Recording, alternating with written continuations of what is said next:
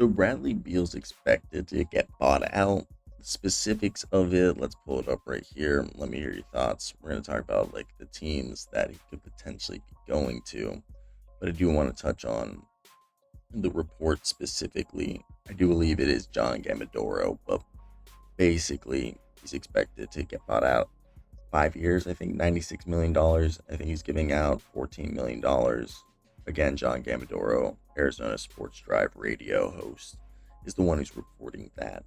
And from my understanding is that because of the way they're going to stretch and waive him, 5 years, $96 million, giving up 14, they're going to be able to duck both aprons, which is huge. Being able to duck both the second and first apron, I think is, again, really good salary cap gymnastics. I know a lot of people aren't going to be huge, but right here we're hearing, and this is Gerald Bourget, I believe Phoenix Sports, again, snaps to the Suns for the salary cap gymnastics.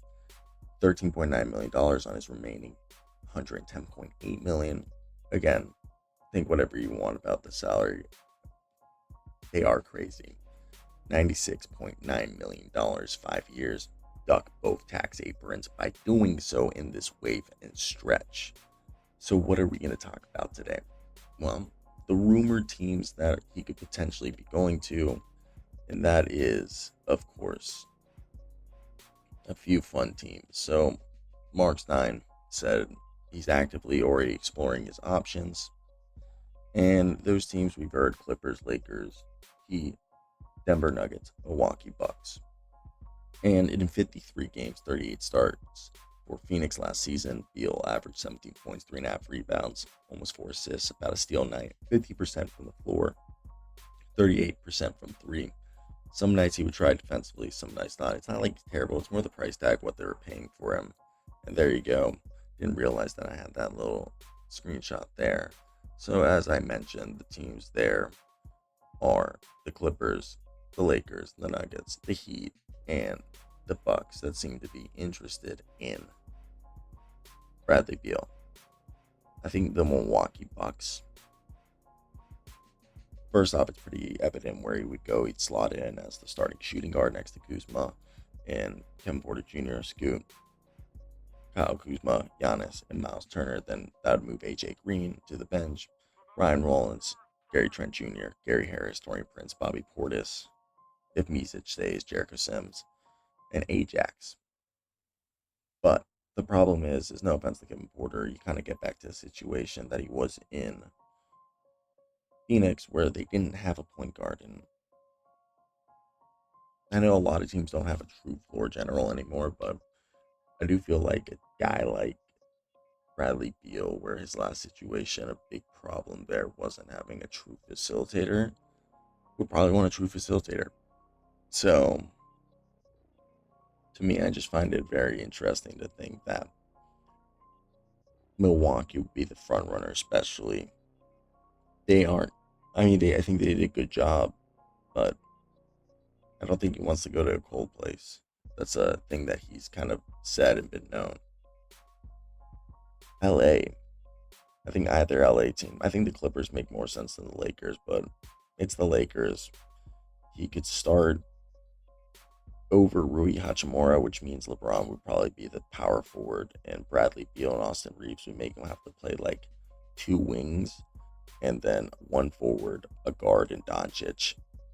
Or these people would be like, well, then Doncic is technically your forward, DeAndre Ayton, and then you have Gabe Vincent, Rui Hachimura, Dalton Connect, Jake LaRavia, Vandy, Jackson Hayes, the duo with the arrow.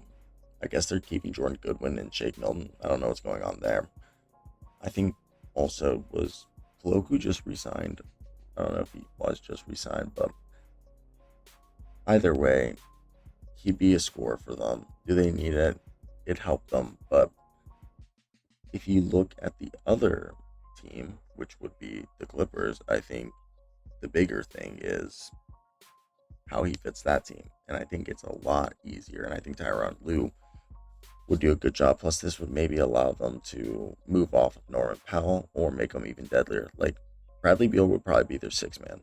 They would keep their starting lineup of Zubats, Derek Jones, Kawhi Leonard, Norman Powell, James Harden. Then you have Bradley Beal as a six man. You keep Bogdan if you want. You have Brook Lopez, Nick Batum, Chris Dunn, Jordan Miller, Cam Christie, who all look dope. You drafted Yannick Niederhauser, Kobe Sanders. Like, I think the situation they put themselves in is a really good one. And I think he would be a deadlier fit there because he would just come in and be able to have a green light. While I think with the Lakers, it's a little bit of a tougher fit. So going over to Miami, I think this might be the most likely one. He'd start next to Tyler Hero. They'd have Hero, Beal, Wiggins, Bam Adebayo, Khalil Ware, then Highsmith, Davion Mitchell. I don't know what's going to happen with Terry Rozier, Jaime Jaquez, Jovic, Kevin Love, Kyle Anderson, Simone Fontecchio, I'm so stoked for, Kasparis Yakachonis, and Keyshawn Johnson, and they have Vlad Golden this year on two-way. I hope they bring back Alec Burks and Drew Smith. I know Drew Smith's coming off that Achilles, but having Beal be the shooter and the guy right there, I think he could have a career renaissance in Miami. It just fits him, and he's wanted to go there for forever.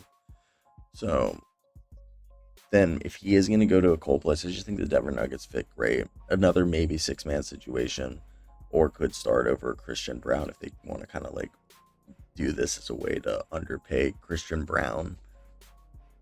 But bringing in Tim Hardaway Jr. makes this one a little difficult, but he would push Julian Strawther out of that spot, which would push Julian Strawther and Peyton Watson competing the minutes. But yeah, I like the idea of a Jamal Murray, Christian Braun, Cam Johnson, Eric Gordon, Nikola Jokic starting lineup with, Bruce Brown, Bradley Beal, Tim Hardaway Jr., Jonas Valanciunas being off the bench, and you still have obviously Julian Strawther, Peyton Watson, Jalen Pickett, Hunter Tyson, and Deron Holmes coming off that Achilles. I wonder if they bring back DeAndre Jordan. I know Vlatko Čančar went over to Italy, and PJ Hall could come back on a two-way. They have Tamar Bates, who I absolutely adore. So, yeah, that one. Which team do you think would be the best for Bradley Beal? I said it already. I think the Clippers and the Heat would be the best. I think those are the two teams that would give him a career renaissance if he's trying to get paid again. Even though I know he's going to be paid out for the next coming years. So, yeah, it's definitely an interesting situation to say the least. And it's all going to depend on what his availability is, because the best ability is availability, and that's something that he's lacked over the last several years. But he is a guy who can be a secondary facilitator, who can be a playmaker for your team, can be at this point, I think a fringe 20-point per game scorer, probably best suited for that six-man role or being like the fourth or fifth option on a championship team if he is starting. But he still can compete in guard 1 through 2, maybe some threes in this year in the smaller leagues, or the smaller lineups. So I think there's a team out there. Again, Miami and the Clippers seem like the best fit. And then if maybe the dark horse are the Denver Nuggets, I could see a team coming out of nowhere and getting him something. But yeah, that's my thoughts. Cheers.